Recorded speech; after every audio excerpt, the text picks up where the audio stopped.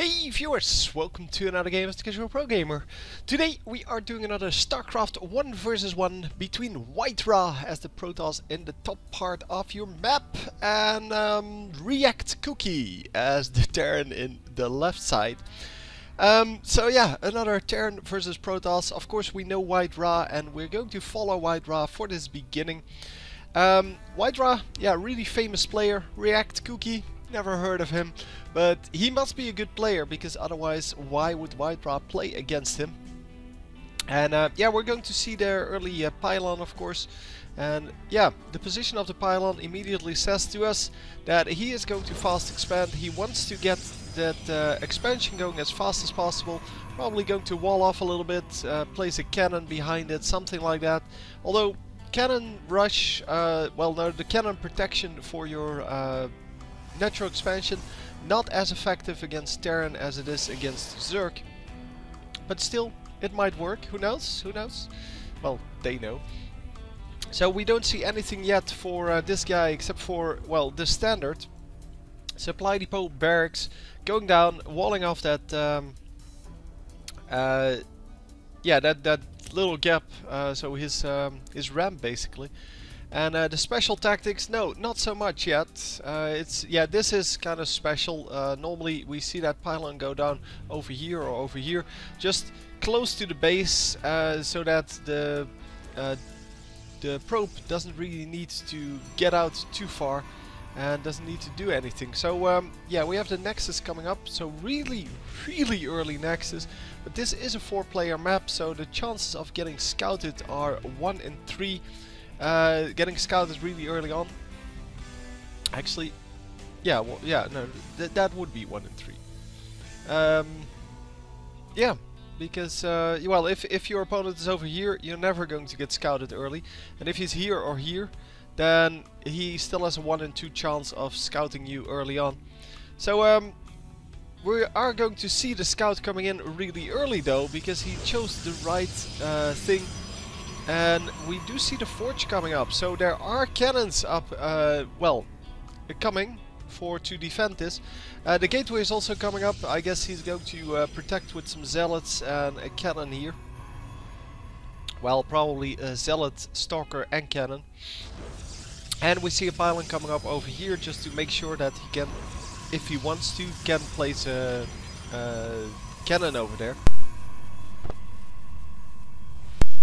But for now, we're just mining. We have our expansion up, and we are chrono boosting out some probes. Probably going to chrono boost some zealot as well. Of course, yeah, the SCV is going to do the harassment a little bit, together with 1 marine.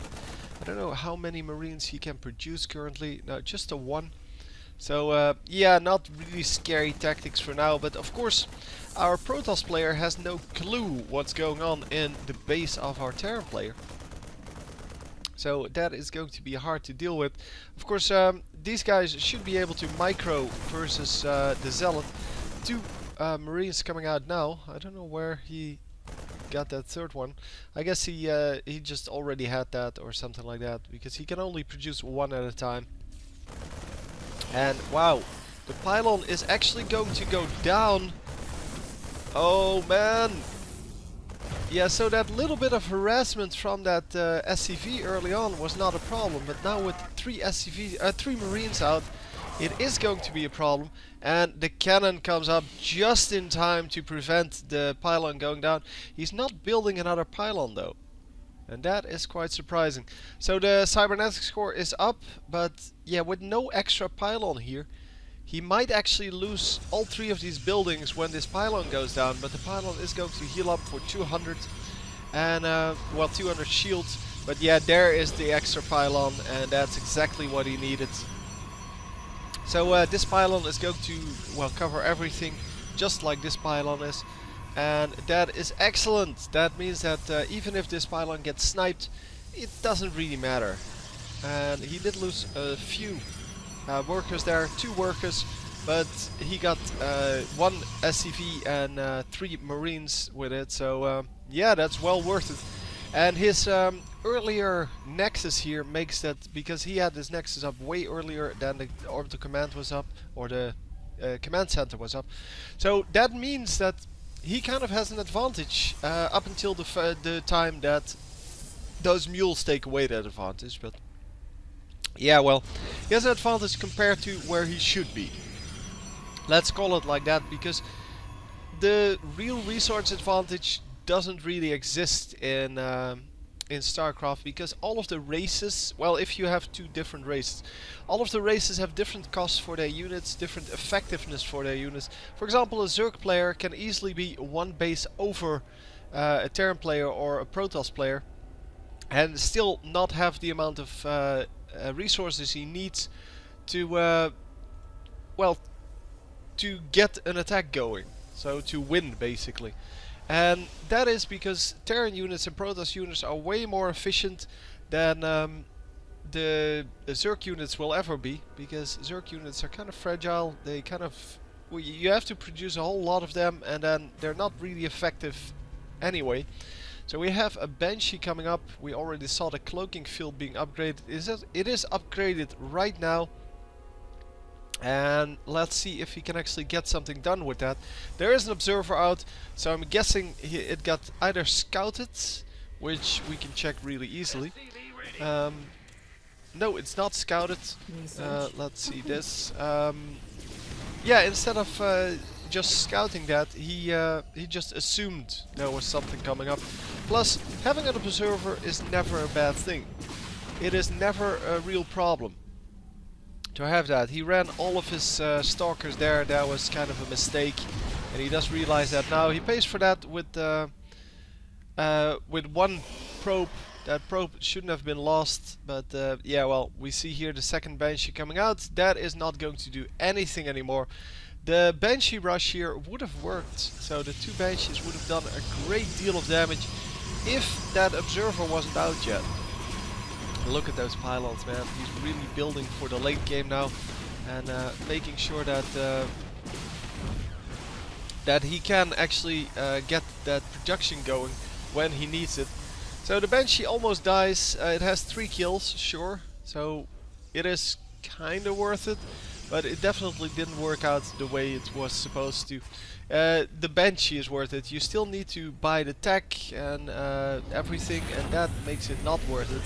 The Raven coming out though, so a Raven really should help against like burrowed roaches, things like that, and maybe even against this this observer.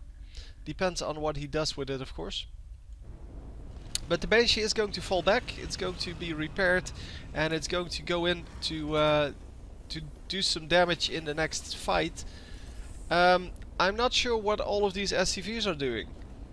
They're kind of walking with the command center or something like that, or with the army or something like that. I don't know. So we see a little bit of a battle here. Yeah, not a big deal.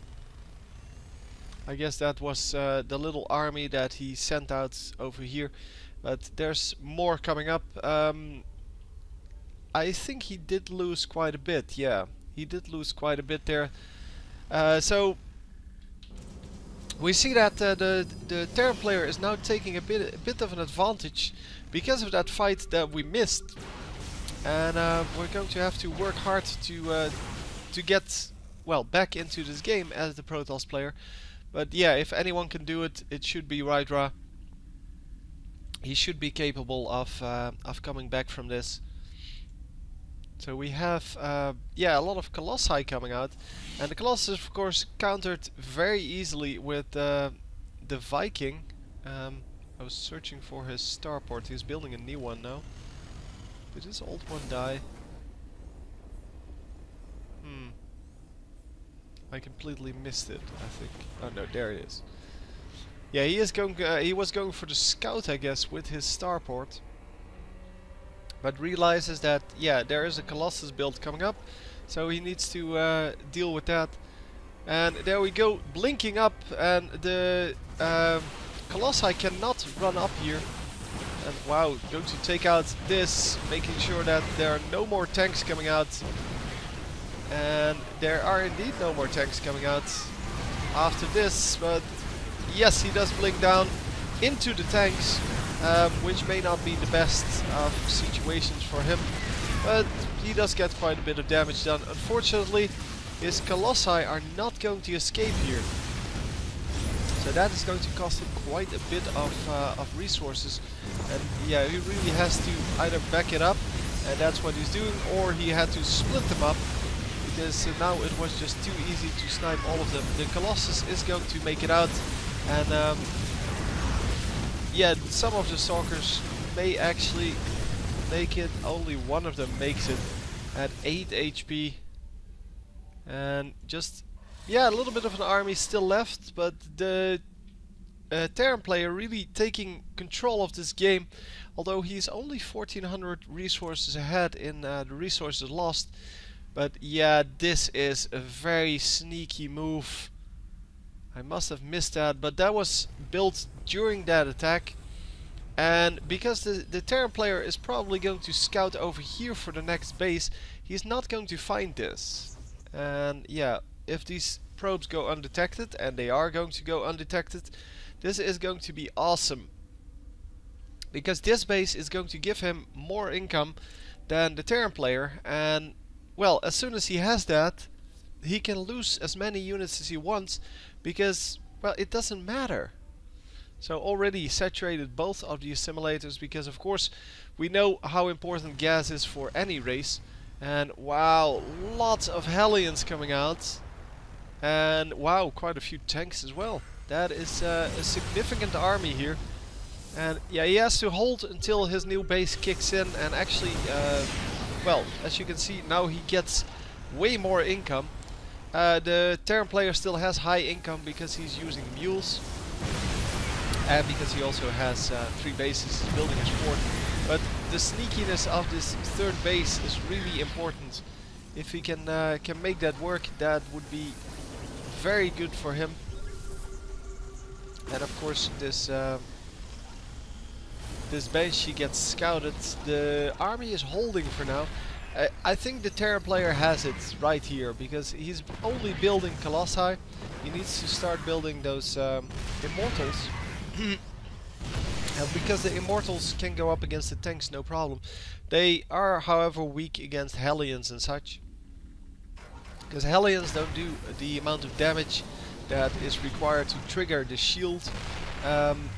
So it's a very good combination of units here for the Terran player to go up against this Protoss, because the Protoss can't really build one unit that is very strong against well, against this whole build. And yeah, you can go up with like heavy units or air units, but everything is covered. He has air to air, he has air to ground. Well, only one. No, sorry, only 3. He has ground to ground, and well, he has versus light and versus well, heavier, versus armored. That's what I was looking for. And he's just going to well, pick this base apart up until the point where there's no more scan available, because every time he uses a scan, he can go a little bit further. I guess with the air units, he should be able to go in anyway. The scan comes up, and yeah, you can see he takes out another 2 buildings. And yeah, he sees this entire army, but the Protoss just building up an army. He has plenty of stuff going on. Oh, just scouting over here as well. And the Protoss needs to move out at some point when he has enough of an army to deal with this. But this army is quite significant for both teams, or both players. And we're going to have to see how that works out. The probes run in as kind of tank bait. The tanks are normally just well, punching holes in those. No, they shoot at them first. But it seems that yeah, the 4th base from the Terran, although it's not up, did provide some mules, and well, all in all, just he had just way more. He couldn't reach the tanks, and with his entire army decimated by those tanks, it's pretty much GG. So he would have never been able to come back from that, even though he was rebuilding his base over here. But he would have never been able to do this, building 3 command centers here just because he had so much left in the bank, and actually 4 command centers built. That's just BM, man. That's just BM. Anyway, very well played from our Terran player, and I hope you enjoyed, and I will see you next time. GG.